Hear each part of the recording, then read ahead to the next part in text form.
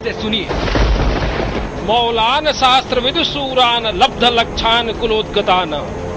यह श्लोक मनु स्मृति गृहाश्रम प्रकरण श्लोक संख्या 29 है।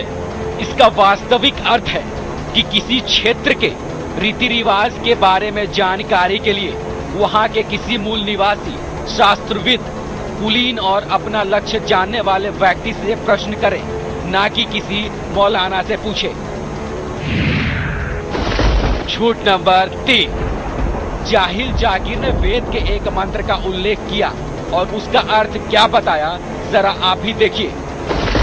जाकिर के अनुसार वेद का मंत्र इस प्रकार है। तेनो रासंता मुर्गाय मत्य यूयम पात सवस्तिभिः सदा।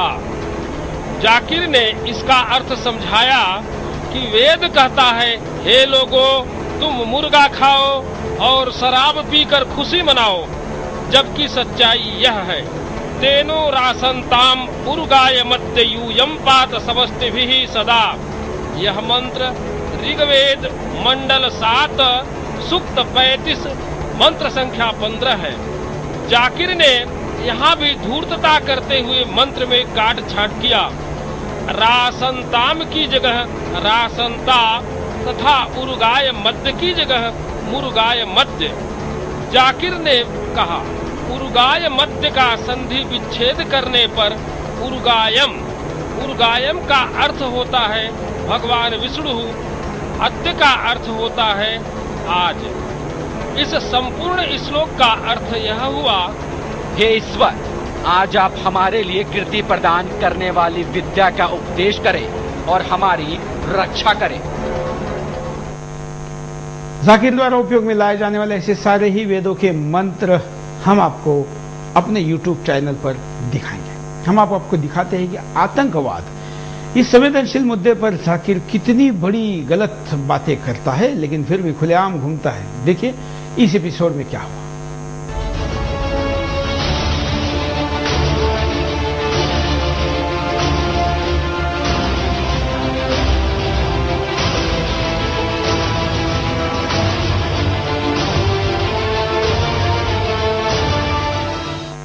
लेकर आए कि जाकिर को जेल क्यों नहीं, कैसे खुलेआम घूमता है और कैसे खुलेआम इसका नंगा नाच चलता है और आंखें बंद कर कर बैठे हैं हमारे देश के सारे कर्ता धर्ता, यहां तक कि कर्ता धर्ता बनने के लिए लड़ रहे राजनीति करे विपक्ष की दल भी। हम ये केवल भारत में ही हो सकता, हिंदुस्तान छोड़ के ये कहीं नहीं हो सकता।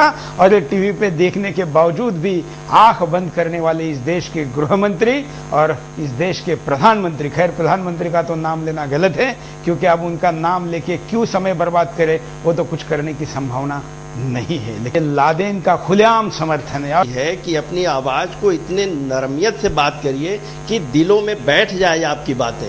इस तरह के तैशबाजी में आकर के बात करेंगे और दूसरे की आस्थाओं को ठेस पहुंचाएंगे तो उस पे कौन खुश रहेगा। में सारे लोग न तो कुरान शरीफ पढ़ पा रहे हैं, न तो भगवत गीता पढ़ पा रहे हैं, न तो वेद पढ़ पा रहे हैं। जो जैसा पढ़ने वाला जो जैसा कह देता है उसी पे अमल। तो जो शैतानी अलामत, एक तो होता है आसुरी वृत्ति के लोग और दूसरे होते हैं दैवी वृत्ति के लोग। तो जो दैवी वृत्ति के लोग हैं वो अमन चाहते हैं, आवाम में मेल मोहब्बत चाहते हैं, और जो आसुरी वृत्ति का तो काम ही है लड़ाना झगड़ाना और इख्तलाफ पैदा करना, दुनिया में आतंक फैलाना, उग्रवाद।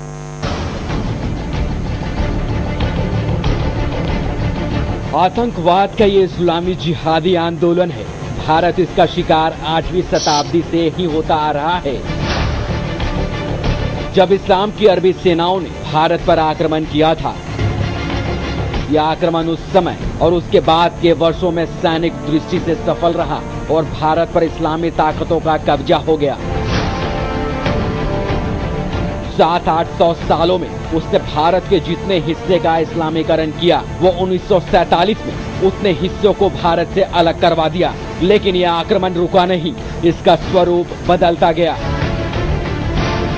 20वीं शताब्दी उत्तरार्ध में जब इस्लाम का ये आंदोलन पूरी दुनिया में फिर से जागृत हुआ, तो भारत पर उसने अपना आक्रमण फिर से शुरू कर दिया। और जाकिर जैसे लोगों ने इस आक्रमण को एक अलग ही स्वरूप दे डाला।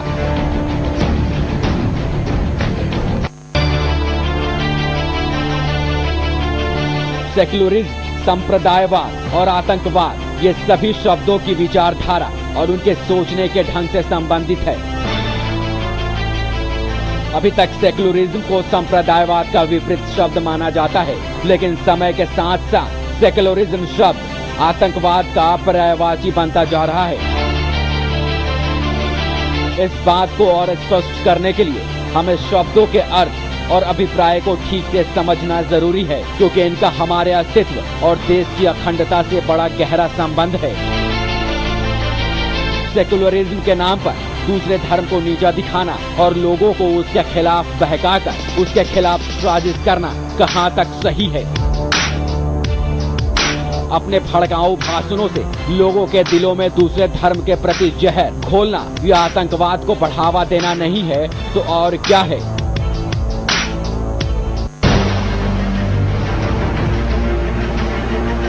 जाकिर जैसे विचार के लोगों को दूसरों पर अपनी बात बलपूर्वक मनवाने में विश्वास रहता है, चाहे वो धार्मिक विषय हो या फिर कोई और। ये लोग हमेशा खुद को सही और दूसरों को गलत मानते हैं। इनका एकमात्र उद्देश्य देश में कट्टरता, इस्लाम और भय का वातावरण बनाए रखना है, ताकि देश की एकता खंडित हो जाए। और इनके भाषणों पर इस समय देश में कई सिमी जैसे और कोई आतंकी संगठन पैर पसार रहे हैं, जो निर्दोष लोगों की हत्या को अपना धर्म समझते हैं, और ऐसे लोग अपने इस्लामिक इरादों की पूर्ति के लिए निर्दोषों को अपने जाल में फंसाते रहते हैं।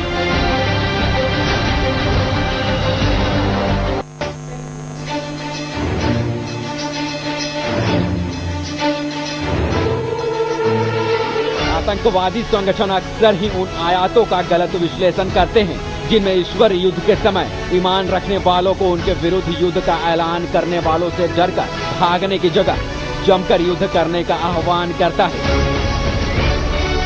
यह बिल्कुल ऐसा ही है जैसे अपने देश के वीर जवानों को युद्ध के लिए तैयार करने के लिए ट्रेनिंग दी जाती है तथा कमांडर उनमें जोश भरते हैं।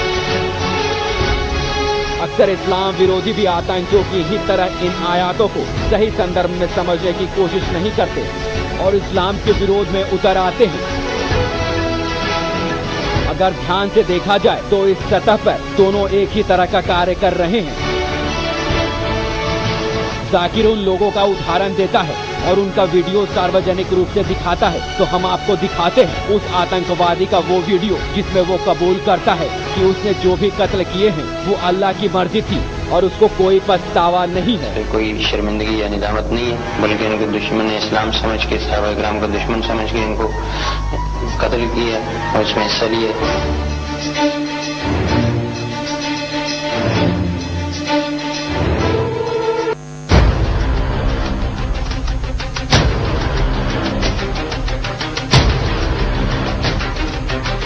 जाकिर ने ओसामा बिन लादेन को भी सही बताया है। उसका कहना है कि 9/11 हमले का वो जिम्मेदार नहीं है। और वो क्या कुछ कहता है ओसामा बिन लादेन को लेकर, जरा आप खुद ही सुन लीजिए। Osama bin Laden is right on the truth. If he is fighting the enemies of Islam, I'm for it. Every Muslim should be a terrorist. Even if the full world is against them, I'm with them. Zakir Naik का कहना है कि हिंदुओं को वंदे मातरम नहीं गाना चाहिए, क्योंकि वंदे मातरम का अर्थ है कि मैं अपने घुटनों पर बैठकर अपनी मातृभूमि को प्रणाम करता हूँ, उसे पूजता हूँ, जबकि हिंदू उपनिषदों में और वेदों में ये लिखा है कि भगवान